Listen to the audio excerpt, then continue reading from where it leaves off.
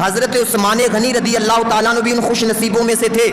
ایسے سخی تھے کہ نبی کریم صلی اللہ علیہ وسلم کے معمولی اشارے سے مسلمانوں کے لیے خزانوں کا منہ کھول دیتے تھے. مسجد نبوی کی توسیع کی باری آئی, مسجد نبوی بڑی کرنی تھی. نبی کریم صلی اللہ علیہ وسلم نے اعلان کیا مسجد نبوی کی توسیع کا, تو حضرت عثمان غنی رضی اللہ تعالیٰ عنہ نے 25,000 درم کی زمین خرید کر مسجد کے لیے دی.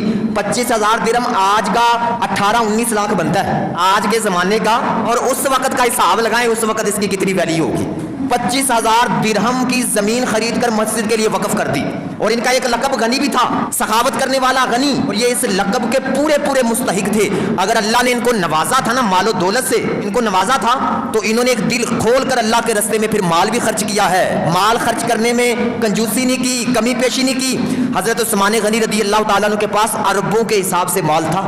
چند سال پہلے ان کے مال کا حساب لگایا گیا جو 5-6 ارب بنتا تھا. اتنے مال کے یہ مالک تھے حضرت عثمان غنی. اور حضرت عثمان غنی رضی اللہ تعالیٰ عنہ خود فرماتے ہیں جب میں خلیفہ بنا, بادشاہ بنا, امیر المومنین بنا, اس وقت عرب میں سب سے زیادہ اونٹ میرے پاس تھے, سب سے زیادہ بکریاں میرے پاس تھیں. حضرت عثمان غنی فرماتے تھے اب وہ وقت آ گیا ہے, میرے پاس صرف 2 اونٹ رہ گئے, وہ بھی میں نے حج کرنے کے لیے رکھے ہیں, حج کے سفر پہ جانے کے لیے. باقی میں نے سارا مال اللہ کے راستے میں خرچ کر دیا ہے.